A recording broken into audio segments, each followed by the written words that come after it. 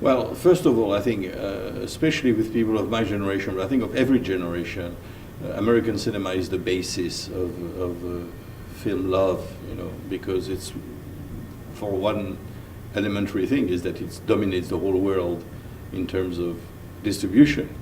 And also, it's not only that, because, I mean, for instance, the USSR dominated half of Europe and nobody went to see the Russian films. So it's not because you have imperialism that automatically people want to see your films. They have to be good. You know, so the Czechs or the Poles didn't go to see these Russian films, where most of the time were pretty bad. It's good to start with American films. It teaches you not, first of all, not to bore people, audience, and to have a sense of rhythm and also a relation to reality. Among the best American films, there is a very strong relationship with the country. I mean, when you go to New York for the first time, or if you travel to the West, it's very familiar, because America had the talent to, in its cinema, to relate to the country, to the history, to the social problems, to the landscape, and it's something very fascinating. There is a relationship, very strong relationship between American cinema and America itself. I don't believe that you have to know America, American culture or American history to appreciate American cinema, because American cinema makes you know precisely this country. I mean, when you have a film like There Will Be Blood, you know, which is, I think, very popular film that had millions of spectators and won an Academy Award. I don't know of any, perhaps any film from any country last year who reflected so much about what the country is. You know, even Gomorrah, which is a very good Italian film, which I really like, I don't think it is as much about Italy as There Will Be Blood is about America. I mean, the basis of There Will Be Blood is money and religion, you know, greed and God, mammon and God. And this is the basis of America, you know, and Paul Thomas Anderson in that film shows what America is about, you know, in a very critical way. It's an indictment on these values, an indictment of the preacher and the capitalist. But these are the people who have made America. And this is what I mean, that when American cinema is at its best, whether it is Citizen Kane, or whether it is Greed by Stroheim, or whether it is There Will Be Blood, you have an intensity of reflection on the mythopoetic foundations of the nation. I liked No Country for Old Men, for instance. I think it's also absolutely a fantastic film.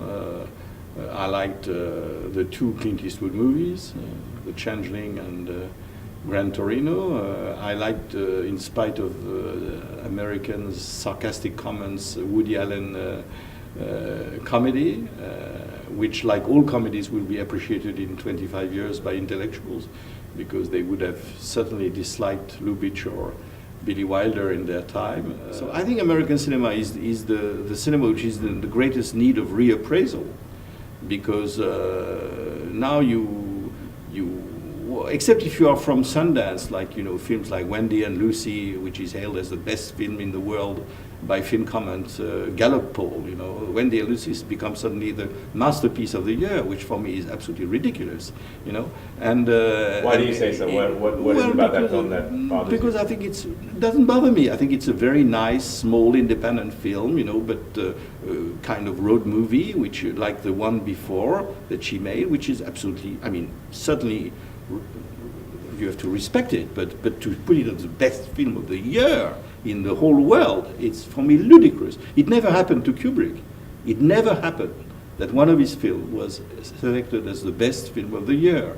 And I think he's a greater director, you know. So I think it's because it's like Robert Altman. I mean, all the great personalities, or John Cassavetes, or Orson Welles. I mean, my God, Orson Welles was dismissed so many times. I think the great personalities always have encountered a lot of difficulties to be accepted.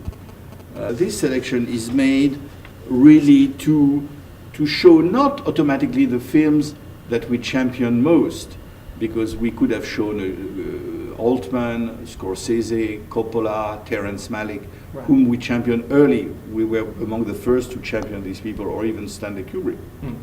But we chose more to show films which have been really neglected. And we wanted in this program to show films, first of all, sometimes films that were unique, because the director could not make a second film. This is the case of WANDA by Barbara Loden, and the case of The Honeymoon Killers by Leonard, which are absolutely exceptional films, and it makes you melancholy that these people never had a chance.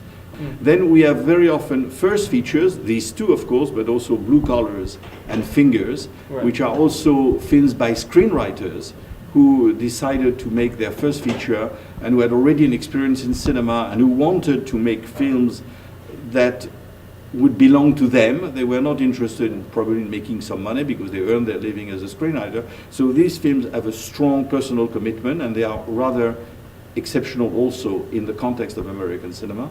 And then, as you say, True Confessions, which is from a theatrical director who has made few films, and we found that in this film it's as good as a lot of the films which Robert De Niro and Robert Duvall has made. And there is also the film by Schatzberg, Reunion, which is again another kind of adaptation from a book and shot in Germany, and which is also rather unique. And Another Day in Paradise, which does not fit with the image that Larry Clark has given about all these films about kids, which are of course wonderful, but we thought it was more interesting to show a film which belonged to the thriller, to the genre, and also to create even inside this selection the kind of thread, a red thread between all these films, which are very often linked to the criminal film, which is a genre which has always given possibilities for directors to experiment in style, because they grip their audience with the script, with the story, and therefore they can indulge in some aesthetic things which would not be accepted in a more traditional kind of genre like comedies or like dramas and so on.